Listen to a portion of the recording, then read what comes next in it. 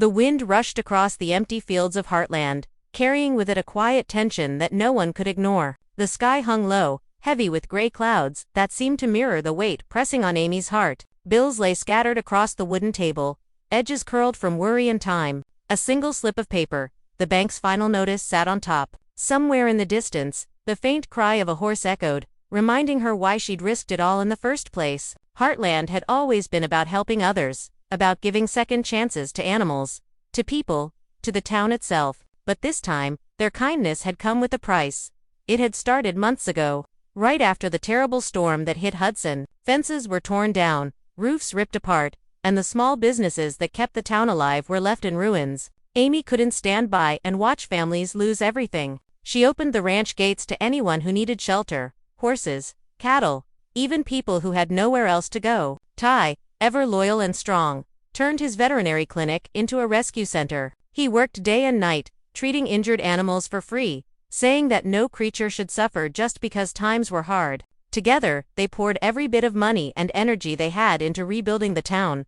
At first, it felt good, almost noble. The townspeople looked at them with gratitude in their eyes. The ranch was full again, buzzing with life and hope. Children laughed while helping Amy feed the horses, and the older ranch hands worked double shifts without complaint. Heartland had become a symbol of healing, and Amy believed that somehow, the universe would reward their generosity. But reality had its own plans. The cost of repairs kept rising, donations stopped coming in, and soon, their savings were gone. What started as a gesture of love was turning into a heavy chain they could no longer carry.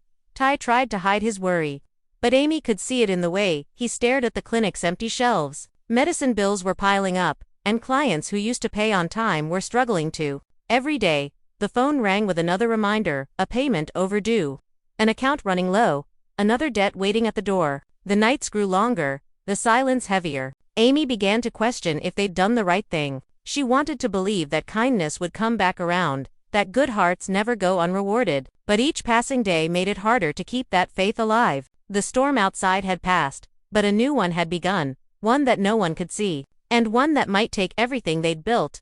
The nights at Heartland grew colder, not just from the wind that slipped through the cracks in the barn doors, but from the silence that settled between Amy and Ty.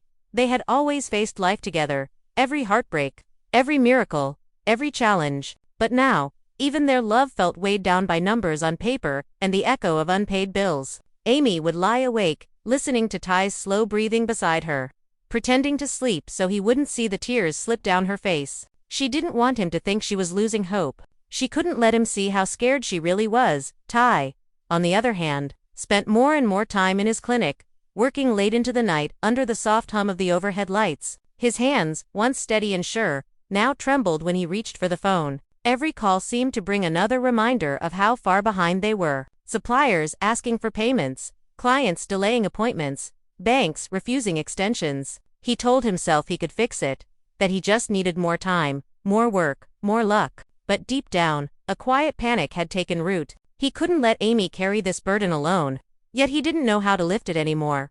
One evening, Amy found him sitting on the porch, staring out at the dark fields. The moonlight made his face look older somehow, lined with exhaustion and unspoken fears. She sat beside him, the silence between them heavy but familiar. "We'll get through this," she said softly, almost whispering it to herself. Ty nodded, but his eyes stayed fixed on the horizon. "I know," he replied, but his voice betrayed him. It cracked just enough to let the truth show. He wasn't sure anymore. They both wanted to believe that Heartland had always survived the worst storms, but neither could deny that this one felt different. This time, it wasn't about mending broken fences or healing wounded horses. It was about keeping their own hearts from breaking. Days turned into weeks, and the weight only grew heavier. Amy tried to keep the ranch running, taking on more clients even when she barely had the energy. She trained horses for free just to keep her reputation alive, hoping someone would notice her kindness and offer help in return. But the world wasn't watching. The world had its own problems.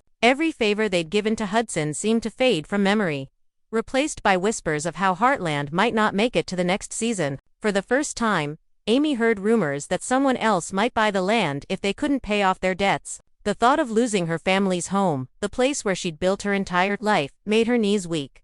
One afternoon, while sorting through old files in the barn, Amy found a faded photo of her and Ty from years ago. They were younger, smiling, carefree. The photo was taken just after they'd finished rebuilding the barn fire. Another time when they'd thought they'd lost everything, but found a way back. She stared at it for a long time, running her fingers over the edges. That memory felt so far away now, like a story she once heard but couldn't quite remember. She realized that survival wasn't just about strength, it was about remembering who they were before fear took over. She slipped the photo into her pocket, as if it could somehow protect them from what was coming.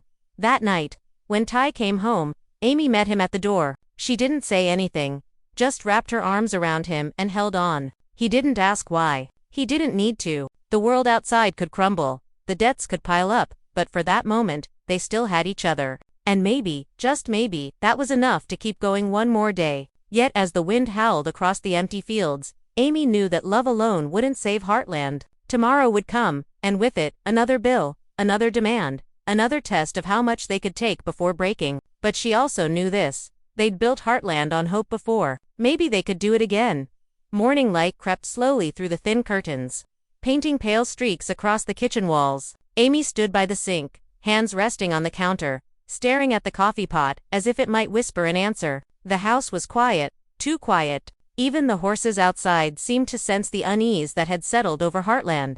Ty's boots were by the door, but he was already gone, left early again for the clinic. He didn't say goodbye this time. He didn't need to. Lately, their mornings had become wordless exchanges of glances and half-hearted smiles that faded before they reached their eyes. The weight of unspoken worries filled every corner of the house, pressing down like a storm cloud that refused to move on. Amy poured herself a cup, though she didn't really want it. The coffee had gone cold before she even took a sip. Her mind was somewhere else, running through lists of expenses, overdue notices, and clients she needed to call. She felt herself slipping into a rhythm of survival rather than living. Every choice now came with a cost. Every day felt like walking a tightrope. And for the first time in years, she didn't feel like Heartland was a place of peace. It felt like a battlefield at the clinic. Ty faced his own war. The phones wouldn't stop ringing, but fewer people were bringing in their animals. Everyone was cutting costs, waiting for better days that never came. He'd already let go of 2 part-time workers just to keep the doors open. When he wasn't treating animals, he was fixing broken equipment or delivering medicine to clients who couldn't pay yet. He didn't tell Amy about the letter he received that morning, a warning from the bank about late payments. He folded it neatly and slipped it into his jacket pocket, promising himself he'd find a way before she ever had to know. But secrets have a way of growing heavy, and Ty's shoulders were already carrying too much. That evening, when he finally drove back to the ranch, Amy was outside mending a broken fence post. The sun was dipping low, casting golden light across the fields. It should have been beautiful, but all Ty could see was exhaustion in her movements. She didn't notice him at first. She just kept hammering, again and again, as if she could fix more than just the fence. When he finally walked up to her, she stopped and looked at him, her eyes red, but dry. "How much longer can we keep pretending?" she asked softly. Ty opened his mouth, but no words came. There was nothing to say that wouldn't sound like another lie. They sat together on the fence rail as the light faded, listening to the sound of the horses settling in for the night. Amy leaned her head against his shoulder. "I don't regret helping Hudson," she whispered, "but I didn't think it would cost us this much." Ty closed his eyes. "Neither did I." The silence that followed wasn't angry or bitter, it was tired. The kind of silence that comes when 2 people love each other but don't know how to fix what's breaking between them.